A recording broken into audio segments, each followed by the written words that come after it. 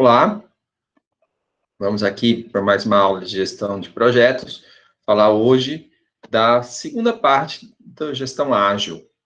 Né? Então, a gente comentou aí, né, sobre os princípios ágeis, o manifesto ágil, e também, né, o Scrum, que é o método, o framework mais conhecido e mais aplicado, principalmente na área de TI, né, para gestão ágil. Né? Vamos falar um pouquinho aqui de outras formas de aplicar o ágil. Né? O XP, o Extreme Programming, uma forma de aplicar ágil muito específica para a área de TI. Eu lembro quando se começou a falar de ágil, né, o XP foi uma das primeiras coisas que chegou aqui no Brasil. Né, eu cheguei aí lá numa palestra falando sobre XP, né, e ele é bem direcionado para a TI, né, Extreme Programming, tá? Então é para programação. Ele tem, lógico, né, todo o espírito do manifesto ágil, né? Então, a ideia de ter feedback constante, de ser incremental, de comunicação em stakeholders, né? De priorizar o que vai ter que ser feito, né? E práticas específicas de programação e teste. Como disse, ele é bem voltado a software. Ele tem como princípios um feedback muito rápido, a presunção da simplicidade, que a gente sempre acredita que as coisas podem ser simples, né, mudanças incrementais, a gente acreditar e apoiar mudanças, né, e sempre buscar fazer bem feito, né, um trabalho sempre de qualidade. O escopo que a gente vai desenvolver, né, é sempre algo de maior valor, né, e a gente sempre controla a qualidade, né, a qualidade da produtividade, né, do processo que a gente está fazendo, a gente controla se a gente está gerando defeito, né, e o que está gerando de perdas. Tá? Então, é um ciclo de planejamento interativo, né, de comunicação diária, né, e de software rodando, então, bem aqui no espírito do ágil. Ele tem práticas específicas de programação, como a propriedade coletiva do código, então não existe um dono do código, não tem aquela regra de, eu fiz, só eu posso mudar, tá? Só códigos são de todos. O pair programming, que é uma das características mais conhecidas do XP, a ideia de dois trabalhando no computador, né, e ele, inclusive, recomenda que o mais júnior fique digitando e o mais sênior fica acompanhando para formar aquele júnior. Os padrões de codificação, então, ter um padrão bem claro e preciso de como é a codificação, né, como é o formato do código, etc. A integração contínua, então, a gente não faz muita coisa e depois integra no principal do software, né? A gente vai fazendo e vai integrando, né, pouco a pouco. Isso aqui, obviamente, para a gente viabilizar isso, uma coisa importante é o DevOps, né? Então, para que a gente realmente consiga continuamente integrando tudo que está fazendo. E uma ideia muito interessante para quem já viveu bastante desenvolvimento, como eu vivi, né? É aquela coisa de buscar, quando a gente busca qualidade, a gente não vai deixar algo que não está bom porque está rodando. Né? Então, refactoring. Não? Então, se você identificou que tem código duplicado, a gente vai reservar uma parte do nosso tempo para tirar essa duplicação, para a gente consolidar tudo num lugar só. Né? Se tem um método muito longo, né, a gente vai gastar um tempo para dividir esse método. Né? Ou uma classe muito grande. Né? Se tem uma lista muito grande de parâmetros, né, vamos repensar aí, né? Aí, como que está essa organização do código. Né? Se o código está mal indentado, vamos indentar. Então, é a ideia de que é importante a gente reservar uma parte do nosso tempo para melhorar o que já está funcionando. Tá? A gente tem práticas específicas para testes que o XP também recomenda, né, como os testes com o cliente, né, que o cliente participe do desenvolvimento dos testes, né, e o desenvolvimento direcionado ao teste, né, então, que é você primeiro desenvolve o teste unitário para depois desenvolver o código, de tal forma que quando o seu código for feito, ele já vai ser testado pelo seu teste. Né? Se você segue essa estratégia, né, embora, lógico, num primeiro momento você gasta um pouco mais de tempo, porque você só não faz simplesmente o que você tem que fazer, mas você tem que fazer o testador primeiro do que você vai fazer, né? Então, num primeiro momento você gasta um pouco mais de tempo, mas você ganha aí de graça, né? Teste de todo o sistema o tempo todo. Então, na integração contínua, né, você pode garantir que você subir alguma coisa, o teu sistema inteiro vai ter um teste completo, integrado. tá? Porque todas as funcionalidades têm tetos correspondentes. Então, né, é um custo-benefício interessante aí, né, principalmente, né, para aqueles softwares que erros são muito perigosos. Os dois, XP e Scrum, são ágeis, né? Então, os dois trabalham com o conceito de time box. XP é um pouco mais restrito, XP é semanal, né? Scrum pode ser de 1 a 4 semanas. Né? Os dois trabalham com as user stories priorizadas pelos clientes, os dois trabalham, né, com planning poker, com planejamento, né? Os dois trabalham com a daily, né, com uma reunião de stand-up meeting, né? Mas eles não são iguais, né? Primeiro que o Scrum é genérico, o Scrum pode ser usado em qualquer coisa, está sendo usado com muito sucesso, né, pela indústria, por empresas de serviço, né? E XP não, XP ele tem características muito específicas para software, para desenvolvimento de software. O Scrum é foco no processo, nos papéis e nos ritos, já o XP tem uma priorização muito técnica, né, como codifico, como testo, né, e por fim, né, a questão do time box entre os dois são distintas. Outro forma de atuar com ágil é o Kanban, né? Na verdade, este quadro aqui é o quadro Kanban, que não é exatamente a mesma coisa do Kanban que a gente fala, né, no Lean, em indústria automotiva, tá? É uma outra visão, mas é o que a gente conhece como quadro Kanban. Né? Esse quadro Kanban, né, ele também é usado, ele é a ferramenta básica de acompanhamento do Scrum, né? Mas ele, né, também ele é praticamente a principal ferramenta quando ele fala do Kanban.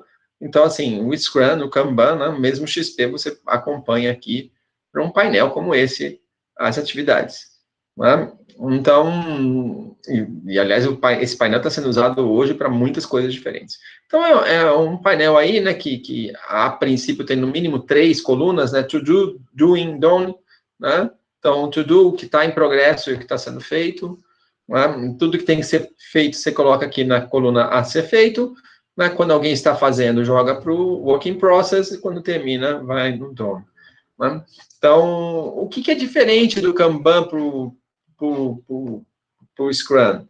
Né? Bom, não, vamos primeiro falar aqui do Kanban especificamente, né? Ele tem aquelas 3 no mínimo, pode ter mais colunas, você pode criar algumas atividades prévias, né?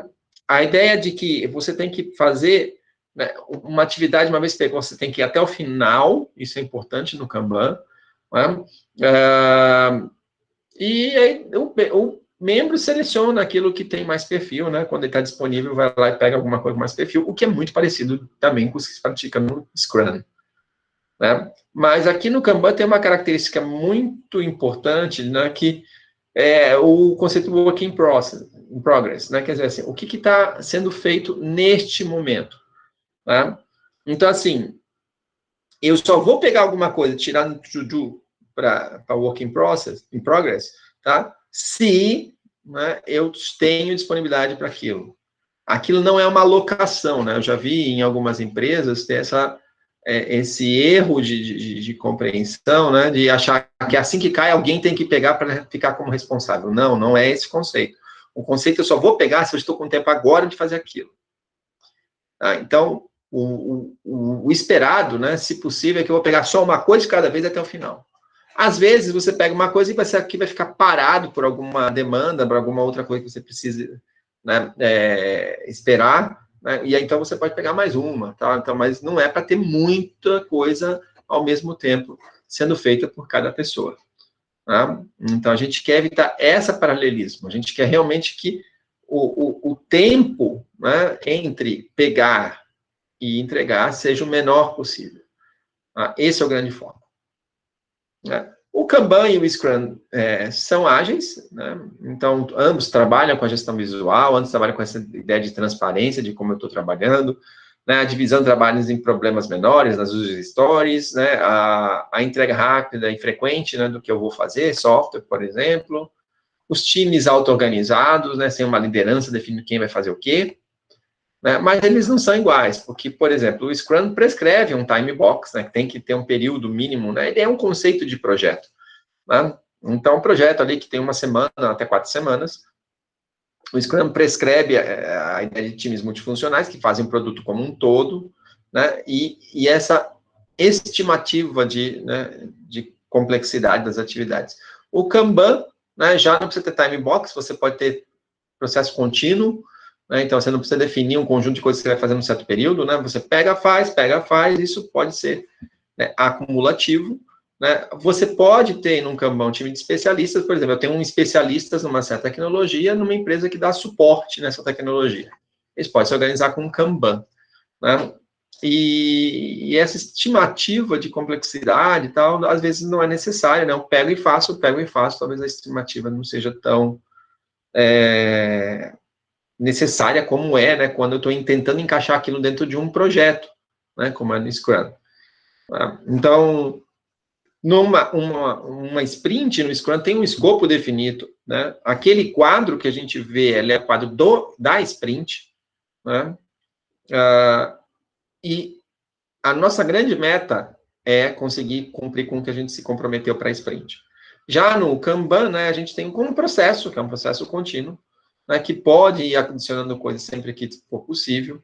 Né? O quadro é o único que fica lá para sempre, né? Não é um quadro por sprint, ele fica lá, né, acumulativo. Né? E a nossa preocupação principal não é cumprir o que foi, né, na meta, mas, né, ter um lead time pequeno. Né? Então, eu consegui fazer esse post-it aqui, caminhar rapidamente entre to do e done. Tá? Aqui acho que são coisas muito parecidas, eu não vou falar tanto.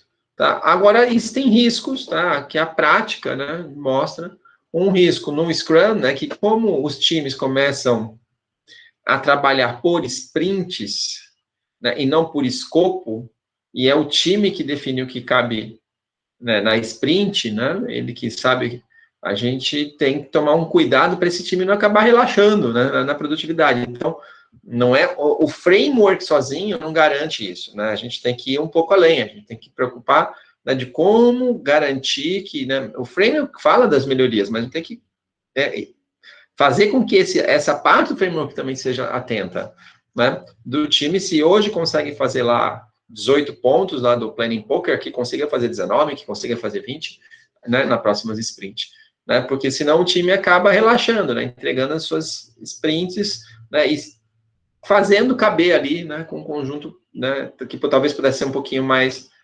ousado de coisas a serem feitas na sprint. Né? O risco do Kanban, como né, não tem a priorização inicial, né, é o risco de fazer o que quem grita primeiro, mais. Né? Então, nas empresas a gente sabe que tem isso, né, que é a pessoa que reclama mais, que grita mais, que busca mais as suas coisas, e aí aquela outra time que não é, né, com esse perfil acaba, né, sempre ficando para trás, porque, né, a atividade dessa pessoa que reclama mais, que tem mais poder, talvez, né, vai estar sempre na frente. Então, esse é um problema sério, né, pela não ter esse momento inicial de priorização. E como não tem prescrito papéis e ritos, né, os processos podem ficar muito abertos, né, então tem que tomar cuidado aí, a gente, lembrando, tanto Kanban quanto Scrum, né, eles não são processos bem definidos, né, a gente precisa, né, não basta o framework Scrum, né, a gente precisa definir o processo um pouquinho mais em detalhe. Kanban, Scrum, XP são boas propostas, mas é óbvio que elas não se adequam a tudo. Né? E se a gente trabalhar com ela sendo uma camisa de força, né, uma única forma que a empresa trabalha, né, você acaba indo contra o que o próprio Ágil fala, né, de dar mais autonomia, mais liberdade para os times. Né? E o Spotify, né, ele estudou essa questão, né, ele começou trabalhando com Scrum, né, e aí eles, em um certo momento, perceberam que, a gente tem que focar nos princípios do Ágil, não no Scrum, né? A gente não necessariamente precisa seguir 100% do Scrum. A gente precisa, né, seguir os princípios do Ágil. O Spotify é uma startup, e aí dentro das startups tem características muito específicas, né? Então, startups precisam ser extremamente ágeis e inovadoras.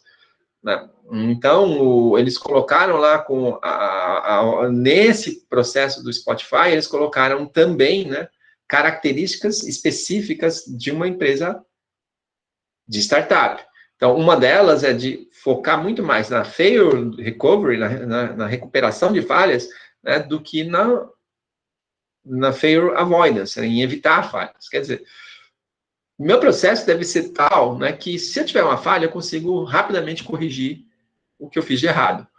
Mas, e não evitar falhas, porque evitar falhas evita também inovação, evita também, né, mudança.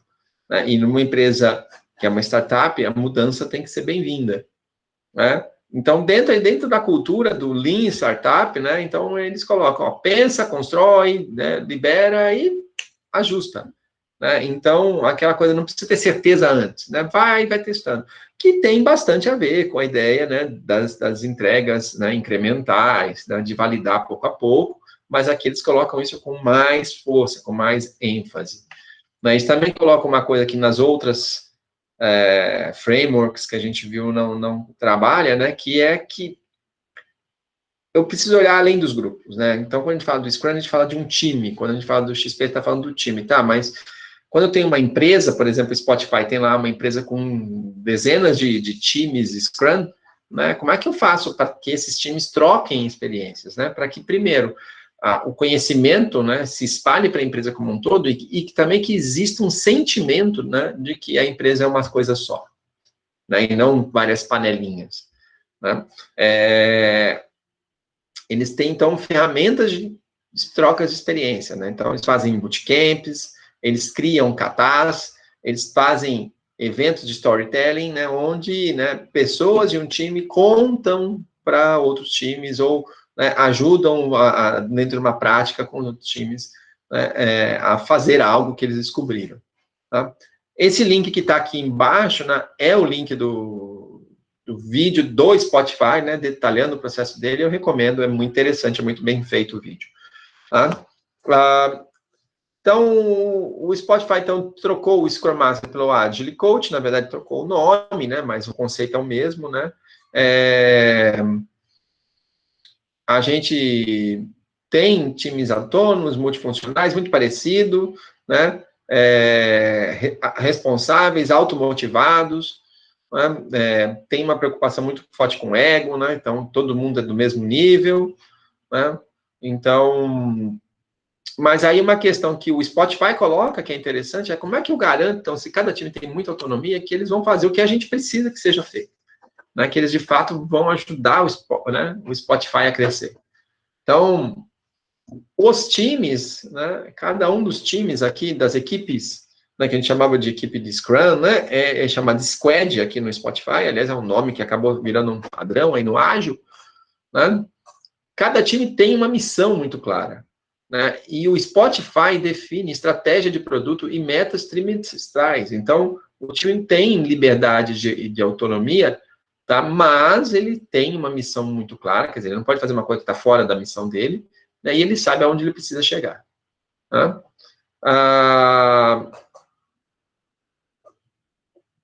Existe o PO, o conceito, né? Mas uma coisa que a gente tem aqui além, né, é que ele organiza um conjunto de squads numa tribo, né? Então, que é um conjunto de squads que tem um foco comum. Tá?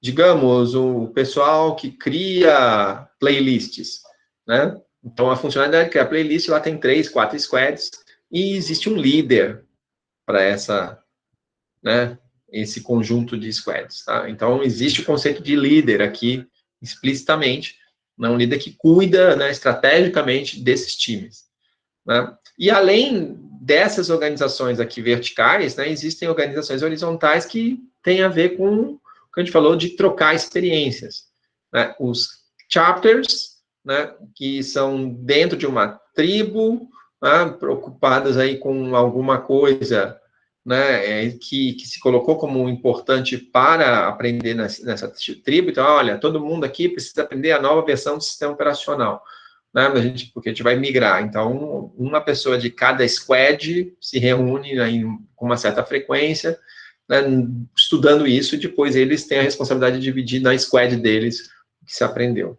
Mas além dos chapters, que são mais oficiais, né, mais estruturas oficiais da empresa, existem as guilds, que são comunidades voluntárias, né? Então, olha, a gente vai lançar aqui uma comunidade sobre inteligência artificial. Quem quiser discutir, ver o que está sendo feito e tal, né, vem aqui conversar com a gente também, eles deixam lá né, se criar essas guilds, até mais uma coisa na dinâmica de empresas, né,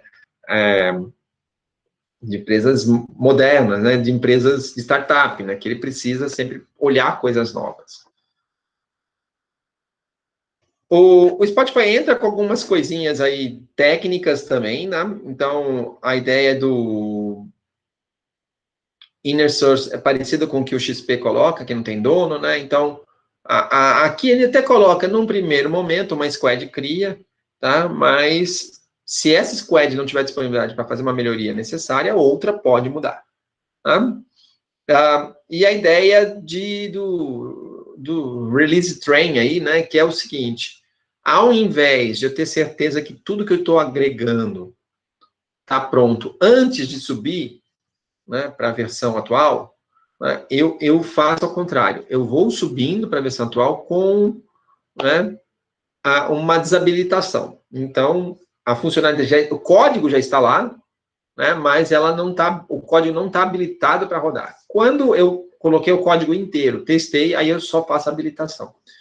E por que isso é interessante, né? Porque evita aqueles trabalhos de merge, né, de integrar um código depois, quer dizer, eu fiz uma parte, mas não terminei, então vai entrar na próxima versão, então eu tiro a minha parte, a outra pessoa colocou, aí depois, quando eu for colocar a minha parte de novo, eu tenho que ver se não tem, né, uma coisa que sobreposta, né? Isso dá um trabalho muito grande em empresas que têm desenvolvimento de software, né, eles aqui não trabalham com essa estratégia. Então, a estratégia é vai colocando, só que coloca lá alguma coisa para desabilitar, mas o código já está lá. Uma discussão interessante é que não há uma forma única de gestão, né? Então, por uma gestão, por exemplo, se você vai construir uma hidrelétrica, tem um escopo bem definido, né, tem prazo, custo bem conhecido, né, e não dá para a gente aceitar nenhum tipo de risco, né? A gestão clássica, né, a gestão tradicional é bem recomendável, né? Então, agora, quando você vai fazer uma manutenção num app de vendas pela internet, né, o escopo muda muito rápido, né, as mudanças são muito frequentes, né, a gente tem que entregar com muita rapidez as correções, melhorias, né, e um erro nesse aí não é catastrófico, né, não necessariamente, né, não vai impactar na morrer alguém, ou alguma coisa do gênero, né, como é uma trinca numa hidrelétrica, tá? Então, é mais aceitável, né? É mais interessante eu ser ágil, né, experimentar, do que ficar garantindo certeza de tudo antes de começar. Então, a gente tem que saber. E dentro das todas aí, né, qual que é melhor para onde eu vou trabalhar? Depende de onde você for trabalhar. Talvez nenhuma delas, talvez uma composição delas, né, da mesma forma que o Spotify compôs para eles, né, o que eles achavam importante, né? O que é interessante é sempre, quando a gente for falar de trabalhar ágil, seguir, né, os princípios do manifesto ágil, né, e não exatamente um framework específico. Levamos aqui algumas questões aí que a gente precisa discutir aí no futuro, né? Primeiro, né, o DevOps é uma ferramenta importantíssima, né? Quando a gente fala de integrações contínuas, quando a gente fala de velocidade do processo, DevOps é uma ferramenta importante, né? Uma preocupação, né, quando você tem uma empresa muito grande, né? Imagina que você tem uma empresa aí de 2.000 funcionários, dividido em squads de 5 pessoas, a gente está falando aí, né, em 100, 200, 400 times, né? Se você trabalha só com framework, né, por exemplo, do Scrum, né, e deixa os times se auto-organizarem, né, você não vira uma empresa, você vira um coworking, né? Você fica aí 400 times trabalhando com total autonomia, né?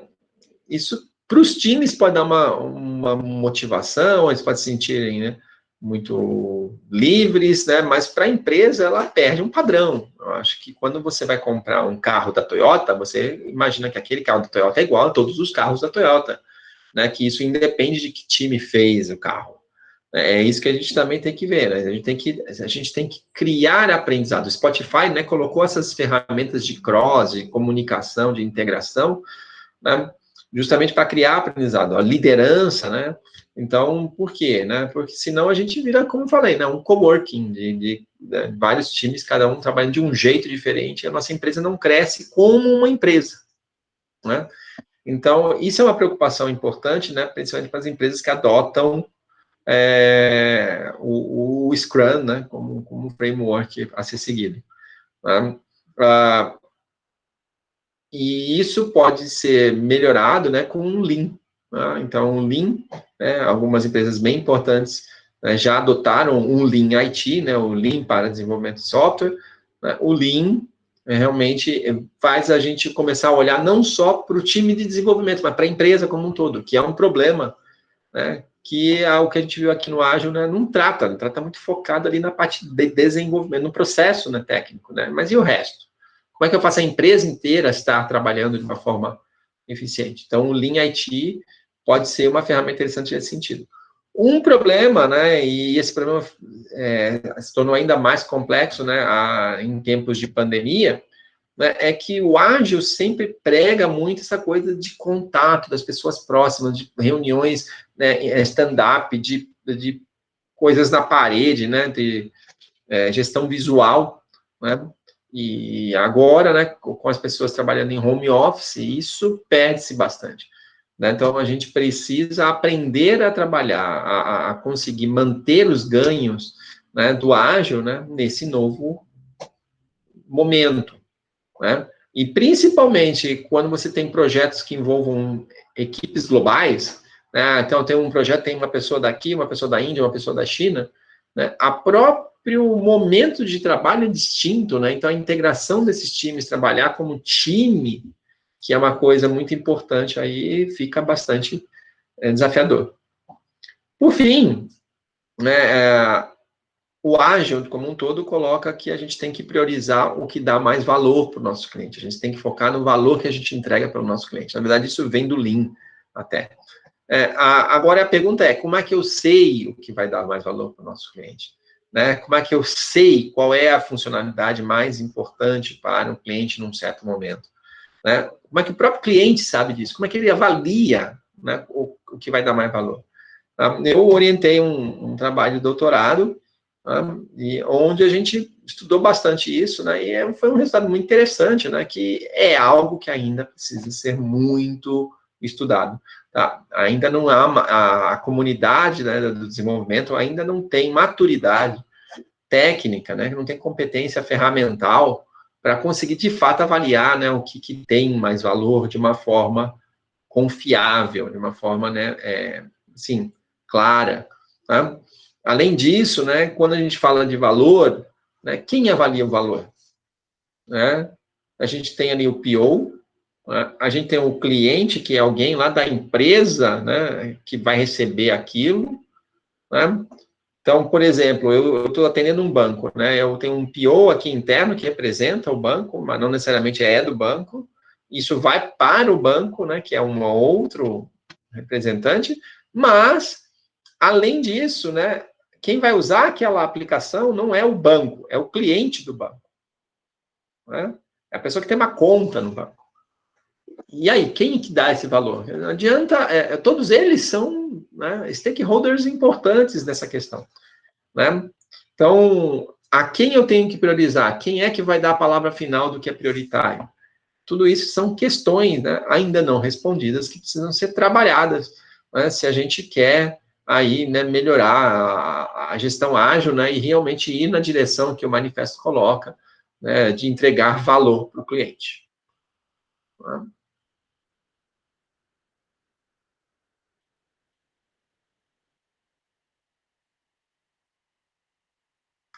Bom, então é isso, obrigado, né, e vejo vocês em alguma outra aula.